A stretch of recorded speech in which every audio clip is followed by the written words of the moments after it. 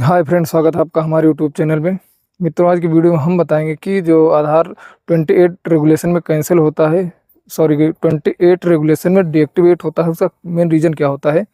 तो 28 में रिजेक्ट होने के कई रीज़न होते हैं, डीएक्टिवेट होने के कई कारण होते हैं। जैसे पीओपी हो गया, मतलब फोटो ऑफ फोटो। किसी का आधार में यदि फ़ोटो लिया गया है और वो आधार जनरेट हो चुका है, तो इस रीजन में भी वो आधार डीएक्टिवेट कर दिया जाता है 28 रेगुलेशन में। और इसको सही करने के लिए आपको सिर्फ नॉर्मली बायोमेट्रिक अपडेट करवाना होता है, और बायोमेट्रिक अपडेट होने के बाद ये आसानी से जनरेट हो जाता है, अपडेट हो जाता है, आधार एक्टिवेट हो जाता है। आधार डीएक्टिवेट होने का एक दूसरा कारण ये होता है कि जो मैंडेटरी बायोमेट्रिक होता है, 5 और 15 वर्ष की आयु पूरी करने के बाद जो लोग अपडेट नहीं करवाते हैं, तो उनका भी आधार 28 रेगुलेशन में डीएक्टिवेट हो जाता है। और जो 5 वर्ष और 15 वर्ष की आयु जिनकी पूरी हो चुकी है, तो उनको 2 वर्ष के भीतर अपडेट करवाना होता है अपनी बायोमेट्रिक, क्योंकि ये मैंडेटरी होता है। 2 वर्ष के भीतर यदि कोई अपना बायोमेट्रिक नहीं अपडेट करवाता है, 5 से 7 वर्ष के बीच में और 15 से 17 वर्ष के बीच में अपडेट करवाना अनिवार्य है। यदि इस समय में कोई नहीं अपडेट करवा पाता है, तो ऐसे में आधार 28 रेगुलेशन में कैंसिल कर दिया जाता है। इस रीजन में जितने आधार डीएक्टिवेट होते हैं, तो उनके लिए आप नॉर्मली बायोमेट्रिक अपडेट करवा लीजिए, उससे वो एक्टिवेट हो जाता है, उसमें कोई ज़्यादा परेशानी वाली बात नहीं है। आधार डीएक्टिवेट होने का एक दूसरा भी कारण होता है, जिसको फॉल्स पार्शियल बायोमेट्रिक कहते हैं। फॉल्स पार्शियल बायोमेट्रिक का मतलब ये है कि किसी का जो निवासी है, जिसके आधार में इनरोलमेंट किया जा रहा है, उसका जो बायोमेट्रिक कैप्चर किया जा रहा है वो सब सही है, लेकिन किसी कारणवश उसको विकलांग दिखा दिया जाता है। मान लीजिए कोई व्यक्ति है और वो सही है, बिल्कुल उसके बायोमेट्रिक सही, फिंगर भी सही है, आइरिस भी सही है, तो किसी कारण उसका फिंगर दिखा दिया जाता है कि इनके फिंगर नहीं है, विकलांग है, और उनकी उस हाथ का बायोमेट्रिक लिए बगैर उसको अपडेट कर दिया जाता है, आधार इनरोलमेंट कर दिया जाता है। तो वो गलती से जनरेट भी हो जाता है, गलती क्या, वो जनरेट हो जाता है, क्योंकि वहाँ पर एक्सेप्शन केस दिखाया जाता है। तो एक्सेप्शन केस में यही है कि उसमें कुछ गाइडलाइंस दी गई हैं कि एक्सेप्शन केस में क्या होगा और कैसे आपको बायोमेट्रिक कैप्चर करनी पड़ेंगी। तो उस एक्सेप्शन केस के तहत जो बायोमेट्रिक कैप्चर की जाती हैं, उसमें फुल बायोमेट्रिक कैप्चर नहीं की जाती हैं, उसमें पार्शियल बायोमेट्रिक होता है। पार्शियल बायोमेट्रिक मतलब जो आपका हैंडीकैप होता है, जैसे हाथ नहीं है या उंगलियां नहीं है, तो वहाँ पर इनरोलमेंट करते टाइम वहाँ पर ये शो करना पड़ता है कि हमारी इस रेसिडेंट की उंगली नहीं है या हाथ नहीं है, और उसमें साथ में फ़ोटो भी दिखाना पड़ता है कि वास्तव में हाथ है या नहीं। एक्सेप्शन फ़ोटो भी एक लगती है, एक नॉर्मल फ़ोटो लगती है, कि एक्सेप्शन वाली फ़ोटो लगती है अपवाद स्वरूप की।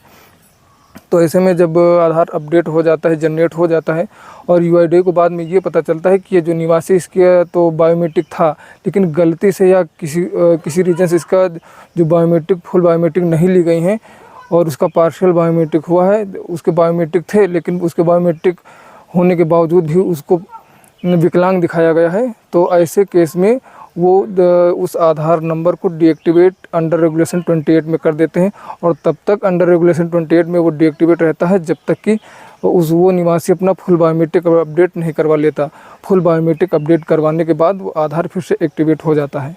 एक दूसरा कारण डीएक्टिवेट का होता है अनपार्लियामेंट्री लैंग्वेज या उर्फ लगाना।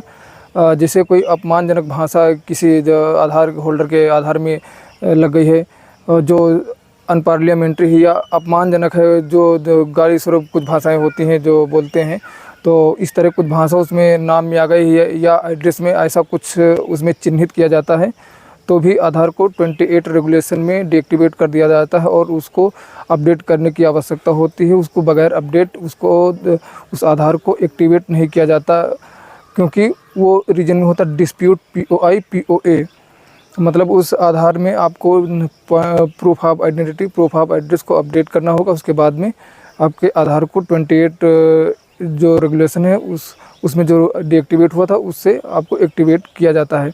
और मान लीजिए किसी के नाम में डबल नाम है या उपनाम लगा, जैसे जिसको उर्फ बोलते हैं, तो ऐसे केस में भी जिसमें 2 नाम है या उर्फ लगा हुआ है, तो ऐसे केस में भी वो डीएक्टिवेट कर दिया जाता है 28 रेगुलेशन में। उसको भी अपडेट करने की आवश्यकता होती है।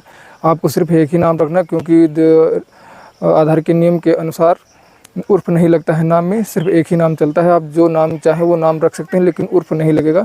जब आप इसको अपडेट कर लेंगे, तो जो 28 रेगुलेशन है वो ख़त्म कर दिया जाएगा, आपका आधार एक्टिवेट कर दिया जाएगा।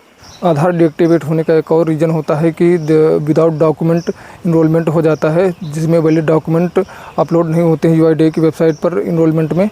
तो जब यूआईडीएआई को बाद में पता चलता है कि ये इनरोलमेंट विदाउट डॉक्यूमेंट हुआ है या वैलिड डॉक्यूमेंट नहीं है, तो ऐसे केस में वो उस आधार नंबर को यूआईडीएआई द्वारा अंडर रेगुलेशन 28 में डीएक्टिवेट कर दिया जाता है। और वो तब तक डीएक्टिवेट रहता है जब तक कि उसमें डॉक्यूमेंट अपडेट ना कर दिया जाए। तो वो होता है डिस्प्यूट पीओए में। तो ऐसे केस में उसको आधार सेंटर जाकर अपना प्रूफ ऑफ आइडेंटिटी और एड्रेस का डॉक्यूमेंट अपलोड करना पड़ता है, और फिर उसके बाद में हेल्प मेल करना पड़ता है। उसके बाद में जाकर रीजनल ऑफिस को रिकमेंड करता है, फिर टैक्स सेंटर जाके उसको अप्रूव करता है, तो आधार एक्टिवेट होता है। तो ये थोड़ा लंबी प्रक्रिया है, थोड़ा डिफ़िकल्ट भी है, लेकिन आधार एक्टिवेट हो जाता है। तो आधार डीएक्टिवेट होने के इतने रीज़न होते हैं, तो आपको कैसे पता चलेगा कि आपका आधार किस रीजन में डीएक्टिवेट हुआ है। 28 रेगुलेशन तो आपको स्टेटस चेक करने पर, आधार नंबर का वैलिडिटी चेक करने पर वहाँ शो करता है your Aadhaar has been deactivated under regulation 28, इतना शो करता है। लेकिन इसमें आपको कैसे पता चले कि हमारा जो आधार है इस 28 रेगुलेशन में किस नियम के तहत डीएक्टिवेट किया गया है। तो इसके लिए आपको रीजनल ऑफिस जाना पड़ेगा। इसका जो बिल्कुल सही सलूशन है रीजनल ऑफिस में मिलता है। लेकिन आपको एक तरीका और है। सबसे पहले यदि, क्योंकि 90% केस में आधार नंबर जितने डीएक्टिवेट होते हैं 90% में बायोमेट्रिक के कारण वो डीएक्टिवेट होते हैं। तो सबसे पहले आपको आधार सेंटर जाना है और वहाँ पर सिर्फ ओनली बायोमेट्रिक अपडेट करवाना है। मोबाइल नंबर या कुछ और भी अपडेशन उसमें नहीं करवाना है। यदि और कुछ आप अपडेशन करवाएंगे तो वो एक्टिवेट नहीं होगा। तो सबसे पहले आपको सिर्फ बायोमेट्रिक अपडेट करवाना है, और यदि सिर्फ बायोमेट्रिक के कारण आपका आधार डीएक्टिवेट हुआ होगा तो वो एक्टिवेट हो जाएगा। तो यदि आपका आधार बायोमेट्रिक का कारण डीएक्टिवेट हुआ होगा तो वो एक्टिवेट हो जाएगा। या डॉक्यूमेंट के कारण डीएक्टिवेट हुआ होगा तो वो फिर आपका बायोमेट्रिक अपडेट करने से नहीं होगा। उसके लिए आपको पीओए मतलब आइडेंटिटी और एड्रेस का प्रमाण आपको अपलोड करना पड़ेगा और अपडेट करना पड़ेगा। उसके बाद में आपको मेल करना पड़ेगा help@uid.gov.in पर। उसके बाद में आपका एक्टिवेट होगा। तो मित्रों, ये थी आज की जानकारी अंडर रेगुलेशन 28 की। फुल जानकारी यही है, इसके अलावा और कुछ नहीं होता।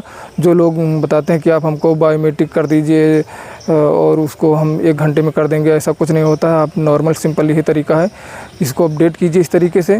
बायोमेट्रिक के तहत आपका जो इनरोलमेंट है, आपका जो आधार है वो डीएक्टिवेट हुआ होगा तो वो एक्टिवेट हो जाएगा। या डॉक्यूमेंट में होगा तो डॉक्यूमेंट आपको अपलोड करना पड़ेगा, उसके बाद ही होगा।